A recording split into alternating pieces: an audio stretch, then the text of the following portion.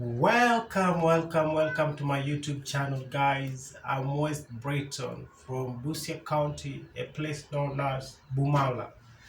So today we are going to just have a little bit of uh, talk about how Luyas, how people from western side of Kenya, how they conduct their marriage in today's life and even in the Stone Age period, like traditional way of life. So you guys, welcome and be ready to listen and be ready to be engaged in this conducive talk, a positive talk that I'm going to hold right now with you guys. So you guys, welcome. So we all know that Luhyia tribe is divided into sub-tribes, is divided into 17 sub-tribes.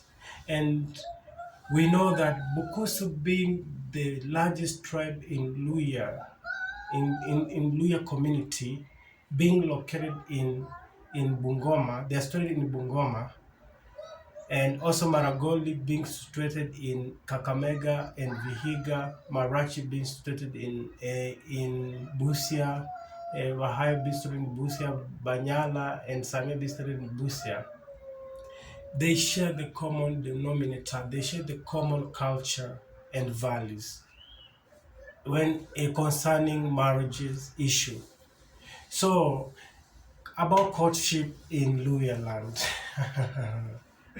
So you guys wanna know what's up, how it goes down about that.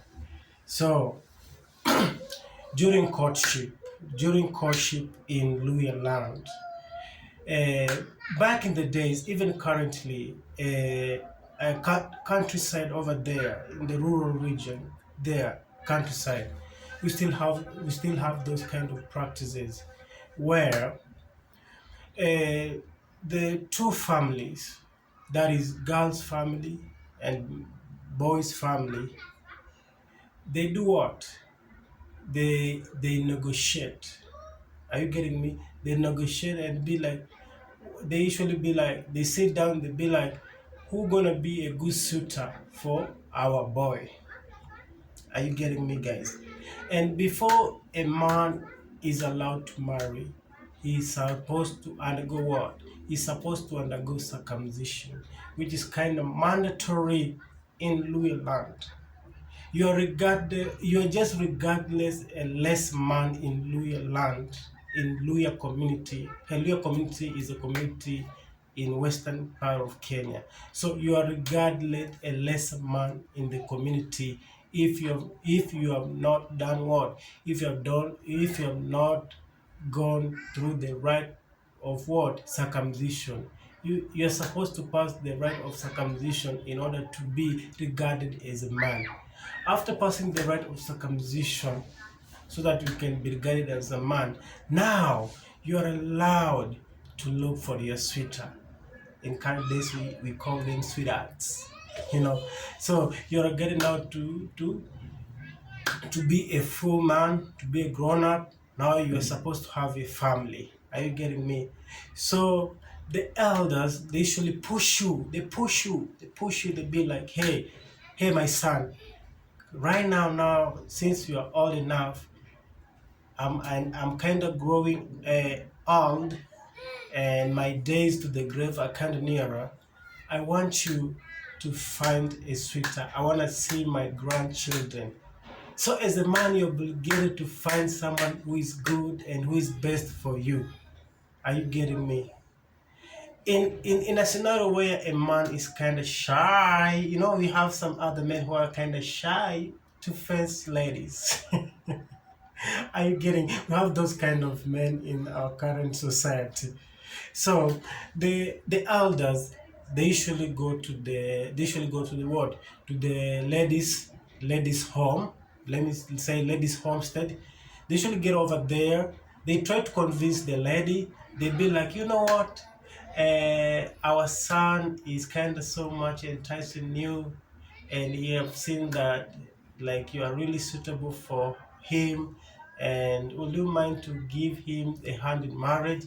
So it's just all about verbal communication, turn it to verbal communication. So though sometime some of the family they should be like they should want to have that relationship ties. You can find a family A, let me call like the family of Wanyonyi and the family of Wafula.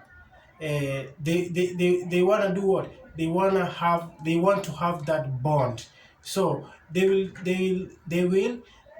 allow their children to marry each other. If Wanyonyi has a girl, if Wafula has a boy, they will go secretly, primarily secretly, without them knowing primarily, like without their children knowing primarily that their parents are just going on their back, doing what? Making arrangement for their marriage. So they just go on their back, try to make what? To make arrangement for their marriage. They negotiate, they pay, then boom, the girl is being taken without what? Without his knowledge, then he's being married. But because of the education system that we have right now, a lot of people, a lot of youngsters right now are literate. They know what they want. They know who is suitable, made for them. They know what is considered to have a good wife, what is considered to have a good husband. Are you getting me? Then back in the days in Luhyia community, you know, a good wife was considered or was regarded by having the following traits. Are you getting me? So a good wife was regarded to possess what? Was regarded to be a good wife was regarded to be the best if he has the following trait. First, if he has big hips and big nyash. You know what I mean by nyash? The big behinds. And if he has a good physical attribute, and if the girl had a capability of bearing a child, and if he had a capability of holding a djembe to till the land, hey, council of elders, let me call them council of elders, they regarded the girl as directly wife material. Yeah. So that's how they used to what? They used to recognize a best wife material for the man. Are you getting me? So though the world has evolved, those kind of thoughts and belief, they have been washed away with what? With technology and getting to school. So a lot of people that have been what? They have been taught how to do what? How to approach a girl, how to approach a man, how to how to agree on what they want. Are you getting me? So another thing that again about a Luhyia community is that about marriage and dowry payment. Marriage and dowry payment. Marriage in Luhyia community is regarded to be the most sacred thing ever. And you're not allowed to take someone's daughter if you haven't paid full dowry. Oh, okay, other family may have mercy on you, and they gonna be like, all right, okay, just pay little. As soon as you get much, you'll pay. Those some family, they allow down payment. You pay little, then later you're gonna pay little, just like that, just simultaneously. Are you getting me? Then paying of dowry is usually in form of what?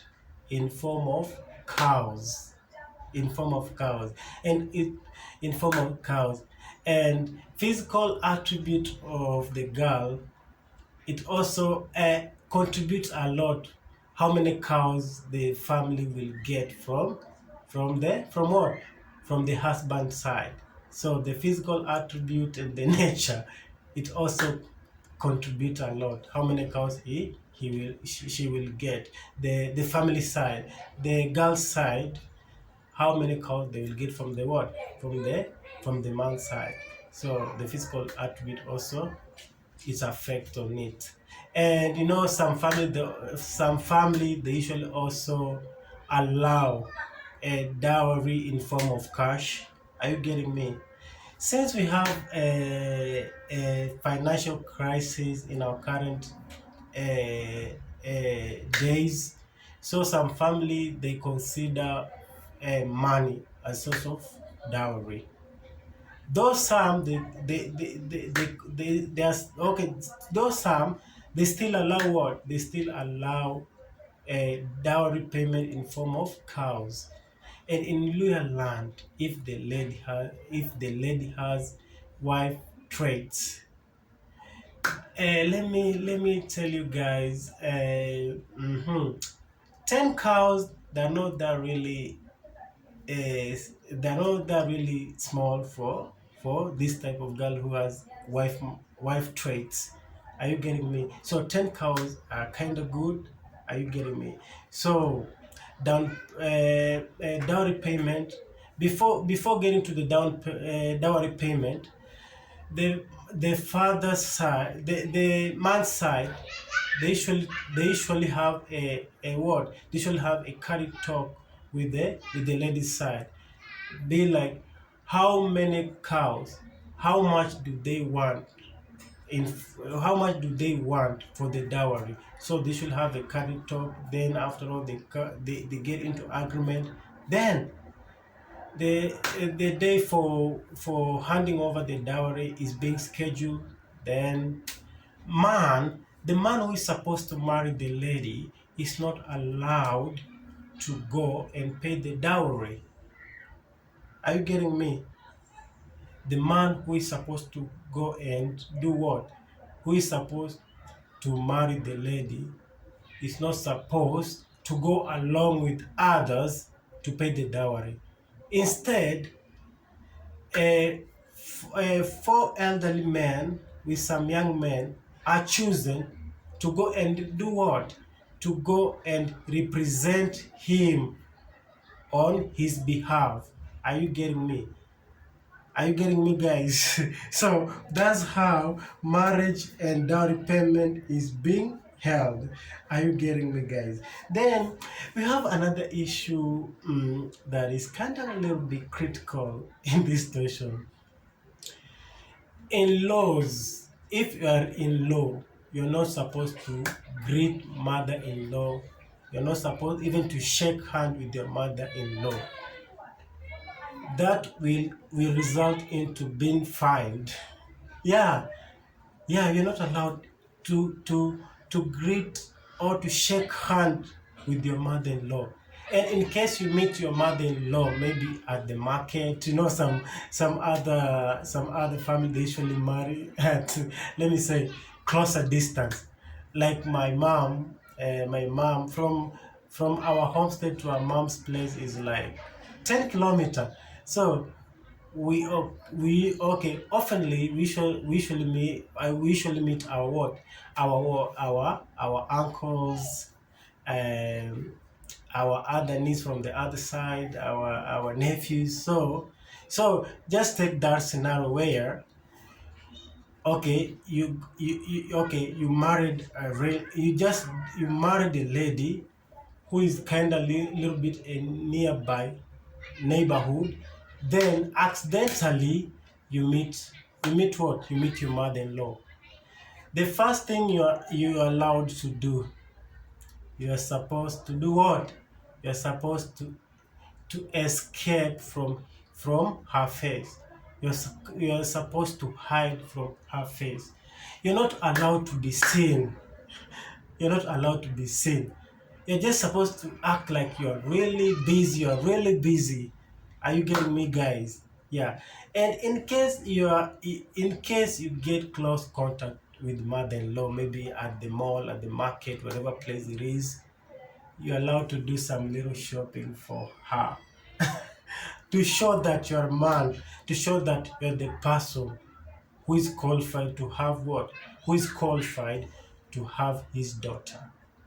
Are you getting me? But if you are visiting your mother-in-law, let me say in the occasion of burial, kind of little ceremonies like wedding, you're not supposed to shake hands with her. Just the same with the lady, you're not supposed to shake hand with what? With your father-in-law. Are you getting me? So this help the partners, or this help the partners and the two family to have what? To have a concrete respect and a concrete bond. So take this now where you be like every time you meet with your mother-in-law, father-in-law, then you greet, wherever you talk. To be honest, there would be no respect. It will be like okay, it's going to sound like a normality. It won't sound like uh, this person, I'm supposed to respect him or her because he's my in-law. So greeting is considered a no zone if you're what? If you are in-law. And another thing is this dressing code. Dressing code. If you opt to visit your in-law, you are supposed to dress in proper way. You're supposed to dress well. You're not allowed to go to your in-law with open shoes and button shirt like this way. You see, like you've just opened your shirt this way, then you get to your with a lot of chains, jewelries, getting to what? Getting to your in-laws. That is going to show like you don't respect the family. They are going to regard you like you're still young and you're still in evolution evolution period. You're not yet grown, you're not yet mature. Are you getting me? So whenever you visit your in-law, you're supposed to groom up well. You're supposed to put on good suit, official one, with a little tie on it. Are you getting me? And if you can manage it, put some little cologne. Smell like an in-law. Smell like you're the one who own what? Who own the daughter. Smell that way. Don't just put it in a way like a family gonna be like, now who is this? So this is the in-law that we so this is the in-law that we want. No, nobody want an in-law who just dress like a little amateur, who dress like a youngster. No, no, no. Just dress properly, having short hair. You know what I'm saying? Short. I don't know if mine is short hair. Look, guys. Yeah, but I hope mine is short hair. Maybe I can get in-laws then. I hope they're going to consider me.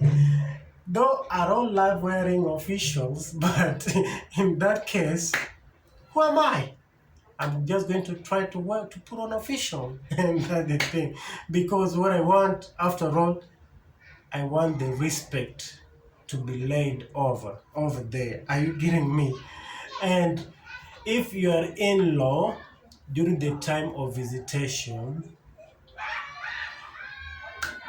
you are supposed to be served a greater meal. So that's where a story comes from now. That's where a story now start to be so enticing, start to be so sweet.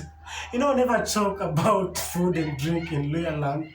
So that's the place where a lot of people they usually be kind of a little bit agitated, kind of be like, oh, I want to hear about food stuff. You know, everybody knows that Luhyia tribe they're good in what? Good in meals. Did I hear good in meals or did I say good in what? Good in cooking. Okay, let's get over there. So when you are in-law and you're visiting your mother-in-law, you are supposed to be served well like an in-law, like an in-law indeed. The type of food that, you, you are going to get over there. that you're going to expect over there, first is a roasted what? A roasted meat. In Luya land, we call it enyama isike. Inyama isike is a roasted meat. That's the first meal you are sure bet. That is a sure bet you're going to be served when you visit your in-law. Enyama isike, a roasted meat. Then, if you're a illicit, kind of not alcoholic, but kind of that way, they're going to prepare for you a good brew. Did you hear a good brew? Yeah, but not that illicit brew that is going to make you to have a uncomfortable judgment, trying to yell, expel some curse word to your in-law. Not that one. They do prepare for you a certain brew called busa. They prepare for you a busa, which is being prepared with professionals, mostly with elders who've been there for long time. So that kind of brew is being prepared for you to test and even to bless the ancestors. Sorry guys, sorry guys, I have a flu. Yeah. So in some cases where you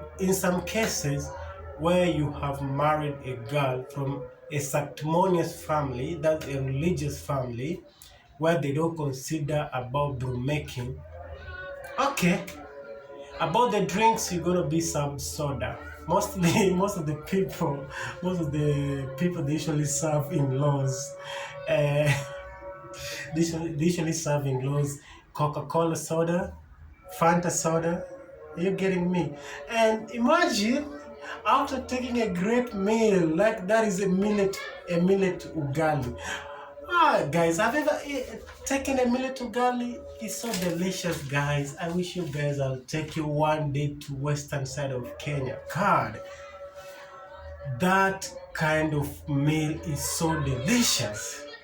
I'm not trying to praise it all for it. It's most delicious. So imagine being served a millet ugali with the roasted meat, which I call it enyama esike, with chicken. Of course, they won't forget chicken on the menu because that is mandatory. You're supposed to take it as an in-law. So are you getting me? So you better be served well. And during the time of departing, like now that this is the time now you want to leave the family, you want to say thank you for handing me the wife, you're supposed to give out an envelope with a certain amount of cash. In this envelope, you're supposed to have father's envelope, the envelope that you are going to give the father of the father of your wife. Another envelope you're supposed to give the mother of your wife. Another envelope is kind of a envelope of appreciation. You're going to hand over to the cooks to appreciate them, like asante sana kwa kupika, asante sana kwa kutukaribisha, na natumaia next day tutarudi tena. What did I mean? I was trying to just tell you guys, like, appreciation letter, appreciation envelope. That appreciation envelope you're supposed to give to the cook. And the way I said it in Swahili, I was trying just to say that you telling them that thank you for serving us, thank you, we really enjoyed most, and we are hoping next time you are going to come back. So that's what I said. Then never forget to have an envelope for what? For the sister of your what? For the sister of your wife, that is your sister-in-law. Never forget to have a sister-in-law envelope.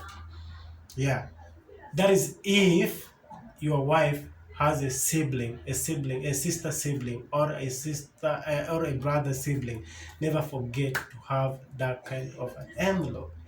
Then after all, They will just wave you a goodbye. They bless you with some little water. Hey, Wahasangara Mkeni, Wahasangara Mkeni. Wahasangara Mkeni means we are happy for the visitor. We are happy for you visiting us.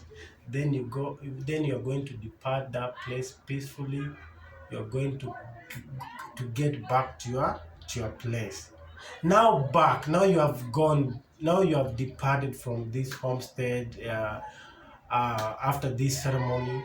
Now the people who are left here, you're not supposed to go with your wife. Your wife is going to follow you back after some few days. Are you getting me? Now, the moment you leave the homestead, there is certain no you sorry guys, before you leaving the homestead, you're supposed to leave around 1 a.m. That is during visitation we call wuhwe, paying of dowry, wuhwe. Are you getting me? You're not supposed to sleep at your ward. You're not supposed to sleep at your in-laws homestead. You're not supposed, even the house you're not supposed. So during that visitation, you are allowed to get out there around 12 a.m. or 1 a.m. And during that time from 6 p.m. all along till morning, we usually have a good music. Do you know that disco matanga?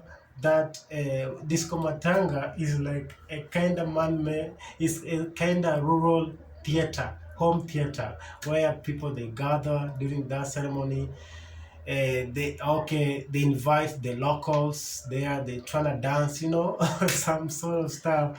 And majority of people who really enjoy that kind of ceremony are youngster.